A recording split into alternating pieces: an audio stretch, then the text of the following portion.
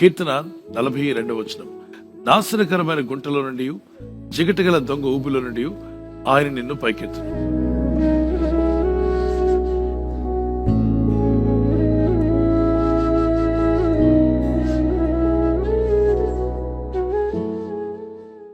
ఏంట నాశనకరమైన ఆ గుంట, జిగటగల దొంగ ఊబి ఏంటి?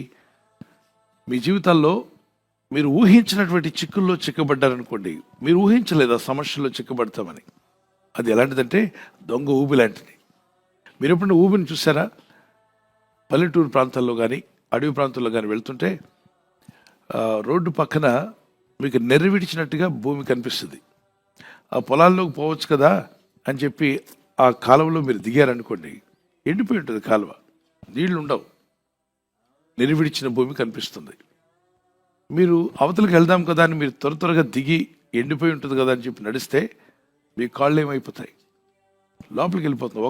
ఒక కాలు తీస్తే ఒక కాలు వెళ్ళిపోతుంది, ఈ కాలు తీస్తే ఇక మీరు కాళ్ళు లాక్కునేలోగా నడులోతు ఎదిగిపోతారు.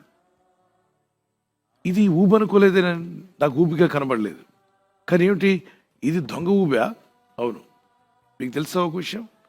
అలాంటి ఊబుల్లో దిగినటువంటి ఎద్దులు, బలమైన ఎద్దులు కూడా ఏమైపోయాయి? రైతులు తగిన సమయంలో రైతులు చూసి దాన్ని లాక్కపోతే పోయినట్టే. ఆ ఊబు అనేటువంటిది మనిషిని లోపలికి లాగేస్తూ ఉంటుంది. ఇలాంటి ఊబుల్లో చిక్కబడిన పరిస్థితి అనేక మంది, నేను అనుకోలేదు ఈ అప్పులు ఊబులో చిక్కబడతానని, నేను అనుకోలేదు ఈ సమస్యలో చిక్కబడతానని, నేను అనుకోలేదు నా కుటుంబానికి ఇటువంటి శ్రమ వస్తుందని. ఏమిటి ఇలాంటి ఊబులో పడ్డాం? ఇది జిగటగల దొంగ ఊబు వలె ఉందే. దీని నుండి ఎవరు విడిపిస్తారు? 40వ కీర్తన 2వ ఈ వాగ్దానం పట్టుకుని ప్రార్థన చేయి. నీ జీవితం అటువంటి పరిస్థితులు ఉన్నట్లయితే, ఒక సమస్య నిన్ను అలా లోపలికి లాగివేస్తుంది. Are you sinking in your problem? If you are sinking in to any kind of problem, cry out to God. Take this promise and ask God to help you, to pull you out from that disaster. అటువంటి భయంకరమైన స్థితి నుండి దేవుడు మిమ్మల్ని విడిపించమని ప్రార్థన చేయండి. మీ అందరికీ తెలుసు, పేతురు గాలిని చూసి భయపడి సముద్రంలో మునగసాగాడు. He was sinking into the sea. కొద్దిసేపు అయితే పూర్తిగా సింక్ అయిపోయి ఉండేవాడు, మునిగిపోతూ ఉన్నాడు. ఆ సమయంలో పేతురు చేసిన పని మనం కూడా చేయాలి. ఇక మునిగిపోయాను అని గుర్తించిన పేతురు, అది గాఢాంధకారమైన ఒక పెద్ద భయంకరమైన సముద్రం, అది మునిగిపోతున్నాడు పూర్తిగా. అప్పుడు అంటాడు, ప్రభువా నన్ను రక్షించు అన్నాడు ఒకసారి. ఆ మాట పలికిన వెంటనే బైబిల్ చెప్తుంది, చాలా ఇంట్రెస్టింగ్ వర్డ్, నేను హైలైట్ చేసుకున్నాను చాలా కాలం క్రితం. Immediately Jesus stretched forth his hand and caught his hand and pulled him out. ఒకవేళ వెంటనే ప్రభు పట్టుకోకపోతే ఏమై ఉండేవాడు? మునిగిపోయి ఉండేవాడు. అసలు ఎందుకు మునిగిపోవడం సాగాడు? అసలు మునగడం ఎందుకు స్టార్ట్ అయింది? గాలిని చూచి భయపడి మునిగిపోసాగి, ప్రభువా నన్ను రక్షించమని కేకలు వేశాను. ఈ కేకలు రావట్లా, మునిగిపోతుంటే దేవునికి తెలియదా ఏంటి? ఆయనకి నా అప్పులు ఉన్నాయని తెలియదా ఏంటి? నాకు రోగం ఉందని ఆయనకి తెలియదా ఏంటి? ఇలా అంటూ ఉండు, పూర్తిగా మునిగిపోతావు. తెలుసు, కానీ ప్రార్థించాల్సిన అవసరం నీకు లేదా? అమ్మాయిని అడగకుండా అన్నం పెట్టదని మాట విన్నావు కదా. మరి పరలోక రాజ్యం కూడా, ఒక రాజ్యం ఉంటే రాజ్యానికి రూల్స్ ఉంటాయా? రాజ్యం ఉంటే రాజు ఉంటాడా? పరలోక రాజు ఎవరు? దేవుడే. ఆ రాజ్యంలో మనమంతా పౌరులము. ఆ పౌరులమైన ఆ రాజ్యంలో ఉంటున్నప్పుడు మనకు కొన్ని నియమ నిబంధనలు ఉన్నాయా? ఆ పరలోక రాజు ఏం చెప్పాడంటే, అడిగిన వాడికి ఇస్తా అన్నాడు. సో అడుగుడి మీకు, మునిగిపోతున్నాను కదా, రాజుకు తెలుసు కదా. ఇలాంటి ఓవరాక్షన్ ఏం చేయకుండా ఆయన చెప్పిన పని చేద్దాం. ప్రభువా నేను మునిగిపోతున్నాను రక్షించమని కేకలు వేశాడు. ఎవరైనా? పేతురు. మునిగిపోతున్నాను ప్రభువా నన్ను రక్షించమని కేక వేశాడా? కేకలు వేశాడా? అంటే ఒకటే రెండా? రెండు కంటే ఎక్కువ కేకలు వేశాడు. God save me. When he cried out, Jesus stretched forth his hand and caught him, and then he said one thing. మునిగిపోకుండా ఆపాడు. ఆపిన తర్వాత ఏమంటున్నాడంటే, అల్ప విశ్వాసి. ఏమన్నాడు చెప్పండి? ఎందుకు సందేహపడుతున్న అతనితో చెప్పాను. అంటే మనం మునిగిపోవడానికి కారణం ఏంటి? ఒకటి, పేతురు మునగడం గల కారణము భయము. దేన్ని చూసినప్పుడు ధైర్యం కలిగింది? యేసును చూస్తున్నప్పుడు. యేసును చూస్తున్నప్పుడు సముద్రం మీద నడవగలిగాడు. పరిస్థితులు చూసినప్పుడు మునగసాగాడు. యేసును చూస్తే పరిస్థితులను జయించుకుంటూ ముందుకు సాగగలుగుతావు. యేసును చూస్తుంటే పరిస్థితులను చూస్తే మునుగుతావు. అంటే పరిస్థితులు నిన్ను భయపెడతాయా? అవును. రోగం నిన్ను ఏం చేస్తుంది? రోగం గురించిన వార్త, అప్పు బాధల గురించిన వార్తలు, ఇబ్బందులు నిన్ను భయం కలుగు చేసి నిన్ను మునిగేలా చేస్తాయి. కానీ ప్రభు వైపు చూస్తే ధైర్యం కలిగిస్తాడు, విశ్వాసాన్ని కలిగిస్తాడు. ఆయన వైపు చూసిన వారి ముఖాలకు వెలుగు కలిగినట. ఆయన వైపు చూస్తే ఏం కలిగింది అంటే అప్పటి వరకు ఏమున్నట్టు? నీ చుట్టూ చీకటి ఉంటే యేసు వైపు చూడడం ప్రారంభించగా నీకు ఏం కలగబోతుంది? వెలుగు కలగబోతుంది. ఎక్కడుందండి వచ్చిన 34వ కీర్తన 5వ వచనం చూద్దాం. వారు ఆయన తట్టు చూడగా వారికి వెలుగు కలిగెను, వారి ముఖములు ఎన్నడను లజ్జింపకపోయెను. They looked unto him and were lightened and their faces were not ashamed. నీ మీద షేమ్ అంతా దేవుడు తీసేస్తాడు, నీ మీద అవమానాలు దేవుడు కొట్టివేస్తాడు. నువ్వు అవమానపడకుండా ఆయన కాపాడుతాడు. అందుకే అంటున్నాడు, ఆయన వైపు చూడగా వారికి వెలుగు కలిగెను. చూడకముందు చీకటి ఉంది, చూడడం ప్రారంభించాక వెలుగు వచ్చింది. ఇప్పుడు నీ చుట్టూ ఉన్న చీకటి అనే సమస్యలు, ఇబ్బందులు అనే సమస్యలను నువ్వు జయించబోతున్నావు. నేను నమ్ముచున్నాను. మీరు నమ్మితే దేవునికి స్తోత్రం చెప్పండి. ఆయన వైపు అంటే ఎలా చూద్దాం? యేసు ప్రభు వారు పటం పెట్టుకొని చూద్దామా? కాదు. వాక్యం వైపు చూడడం, వాక్యాన్ని వినడం, వాక్యాన్ని ధ్యానించడం, వాగ్దానాలు ఎత్తి ప్రార్థించడం, ఆయన వైపు చూడడమే. ప్రార్థించి స్తుతించి విశ్వాసంతో మొరపెట్టడం ఎవరి వైపు చూస్తున్నాం? కనుక దేవుని వైపు చూస్తూ ప్రార్థించండి. దేవుడు మీ కృప దయచేయును గాక. జిగటగల దొంగ ఊబిలో మునిగిపోతున్న వ్యక్తి ప్రార్థించగా ప్రభు ఆయన్ని విడిపించాడు. ఆయన సాక్ష్యం ఇస్తూ కీర్తన రాశాడు. ఈ చిన్న పల్లవి నాతో కూడా కలిసి పాడండి. ఆ వాక్యాన్ని ధ్యానిస్తున్నాయి.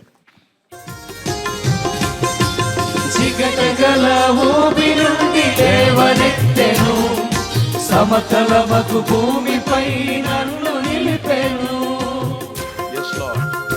ఏ ఊబిలో ఉన్నా నిన్ను విడిపించబోతున్నాడని నమ్ము. జిగటగల ఊబి నుండి లేవనెత్తెను, సమతలమగు భూమిపై నన్ను నిలిపెను. నా పాదములకు దీపమాయెను, నా పాదములకు దీపమాయెను. సత్యమైన మార్గములో నడుపుచుండెను, సత్యమైన మార్గములో నడుపుచుండెను.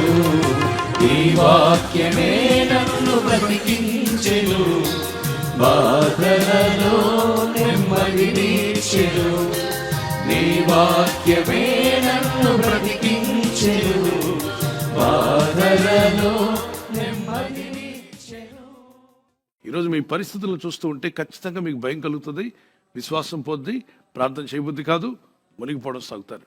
కానీ పరిస్థితులను మించిన ప్రభు వైపు చూస్తూ, తండ్రి ఎంతో మంది పాత నిబంధన భక్తులు ఉన్నారు, కృత నిబంధన భక్తులు ఉన్నారు, వాళ్ళు నాకంటే భయంకరమైన సమస్యలు ఎదుర్కొన్నారు, వారికి విడుదల ఇచ్చిన దేవుడు నాకు కూడా నీవు విడుదలిస్తా. ఇది ప్రార్థన. ఎర్ర సముద్రాన్ని 2 పాయలుగా చీల్చి ఏం చేశావు? నీ ప్రజలకు మార్గం చూపించావు కదా, నాకు కూడా మార్గం చూపిస్తావని నేను నమ్ముచున్నాను. మార్గం లేని దగ్గర మార్గం దేవుడు చూపించబోతున్నాడు. Is going to make a way for you. Amen. దేవుడిని ఒక మార్గం తెరవగలడా? అది వీసా అంటావో, పిఆర్ అంటావో, లేకపోతే గ్రీన్ కార్డ్ అంటావో, మరి వ్యక్తిగత సమస్యలు, ఉద్యోగ విషయం, వ్యాపార విషయం, కుటుంబాన్ని పోషించుకునే విషయం, నీ పిల్లల చదువులు కావచ్చు, వీటన్నీ కూడా ఇవన్నీ ఆయన పాదసన్నిధిలో పెట్టి ప్రార్థన చేయండి. మునిగిపోతున్న వాళ్ళు ప్రార్థించండి. పరిస్థితి ఎలా ఉన్నా ప్రార్థించండి. నువ్వు ఏ స్థితిలో మునిగిపోతున్నా ప్రార్థించు. మునిగిపోనీయకుండా కాపాడగల శక్తిమంతుడు ఆయన తన వెంటనే చెయ్యి చాపి నేను పట్టుకుంటున్నాడు. ఈ ప్రార్థిస్తున్న ప్రతి ఒక్కరి చెయ్యి ప్రభు పట్టుకును గాక. ప్రార్థన చేసుకుందాం. ఈ వాగ్దానం ఎత్తి ప్రార్థించండి. ప్రభా, నీ సన్నిధానంలో ప్రార్థన చేస్తున్నాను. జిగటగల దొంగ ఊపి నుండి రక్షించిన దేవుడు నాయన, నీకు సమస్తము సాధ్యమే. దేవా, నీ సహాయం వీరికి దయచేయండి, నీ ఆత్మబలం వీరికి దయచేయండి. మీరు కన్నీరు తుడిచివేయండి ప్రభా. అద్భుతకరుడు, ఆశ్చర్యకరుడు, ఆలోచనకర్తవు. Everything is possible with you for the Lord. ఎవరైతే ఎమర్జెన్సీలో ఉన్నారో వారిని లేవనెత్తను ప్రభా. మరణ పడకల మీద ఉన్న వారికి, మరణ పడకల మీద ఉన్న వారిని లేవనెత్తమని ఆయన జీవం పోయమని అడుగుతున్నాను మా తండ్రి. Those who are on deathbed, Lord, put your life in them, Lord. Let your life flow into their lives. Do wonders, Father. Miracles జరిగించండి, అద్భుతమైన కార్యములు జరిగించండి. మీ నామానికి మహిమ తెచ్చుకోమని. కన్నీళ్లతో ఉన్నవారి కన్నీళ్లు తుడిచివేయండి, వేదంతో ఉన్నవారి వేదన తొలగించుకోవడం నీవే. ఏ పరిస్థితుల్లో వారు మునిగిపోతున్నా వారిని చేపట్టి లేవనెత్తబోతున్నందుకు స్తోత్రాలు చెల్లిస్తున్నాం. జిగటగల దొంగ ఊపి నుండి నాయన నువ్వు వారిని పైకెత్తబోతున్నావు నాయన. వారు పడిన గుంటల నుండి వారిని బయటికి లాగుచ్చినందుకు స్తోత్రం. వారి ఇంటర్వ్యూకి వెళ్తున్న, ఉద్యోగ ప్రయత్నాలు, వ్యాపార ప్రయత్నాలు చేస్తున్నగా వారు ఫలించుదురుగాక, సహాయం వచ్చునుగాక. అప్పులు ఊబులో చిక్కబడిన వారు అప్పులు ఊబులో నుండి బయటికి లాగబడుదురు గాక. ఫైనాన్షియల్ స్ట్రగుల్స్ లో వారు బయటకు వచ్చుదురు గాక. దేవా, మీ చేయి చాపి వారిని రక్షించమని అడుగుతున్నాను మా తండ్రి. గర్భఫలం లేక సంతానం కొరకు ప్రార్థిస్తున్న వారికి సంతాన ఫలము కలుగును గాక. మీ కనికర చొప్పున వీరిని దీవించమని యేసు క్రీస్తు పరిశుద్ధ నామములో అడుగుచున్నాను నా పరలోకపు తండ్రి. ఆమేన్.